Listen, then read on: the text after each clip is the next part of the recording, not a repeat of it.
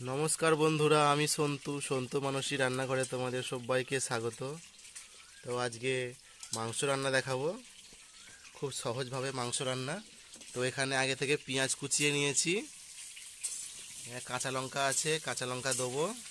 এখানে আদা রসুন লবঙ্গ এলাচ দারচিনি বেটে নিয়েছি। এখানে মাংস ছাড়িয়ে লোমগুলো বেছে নিচ্ছি। আর এদিকে রান্না আলু চেপে গেছে, কড়াইতে আলু ভাজা হচ্ছে। আলু লাল করে ভেজে নিচ্ছি। দেখো, নুন হলুদ দিয়ে ভালো করে লাল করে ভেজে নিচ্ছি।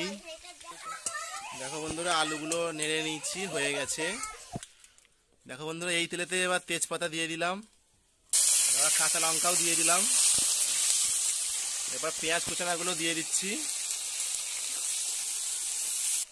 দেখো বন্ধুরা, রসুনটা দিয়ে দিলাম, রসুনটা দিয়ে নাড়ছি। এবার আদা বাটাটা দিয়ে দিচ্ছি, আদা বাটাটা দিয়ে ভালো করে নেড়ে নেব। এবার টমেটো দিয়ে দিচ্ছি, টমেটো কুচানা।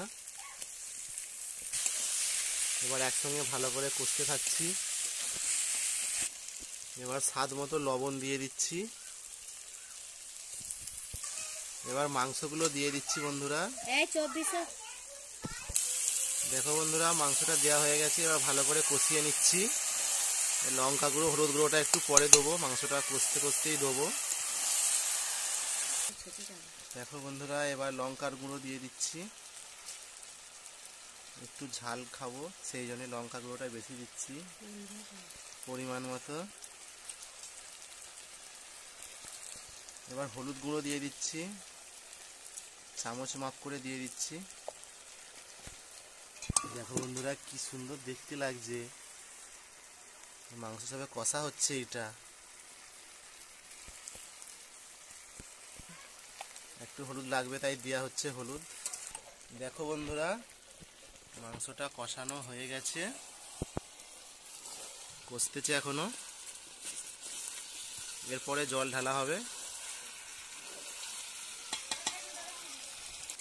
দেখো বন্ধুরা, এটা কষানো হয়ে গেছে, এবার জল ঢেলে দিচ্ছি। দেখো বন্ধুরা, মাংসতে জল ঢেলে দিয়েছি। এবার ফুটতে শুরু করেছে,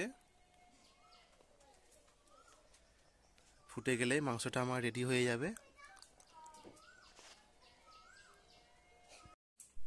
দেখো বন্ধুরা, এটা হয়ে গেছে, নামিয়ে নিয়েছি।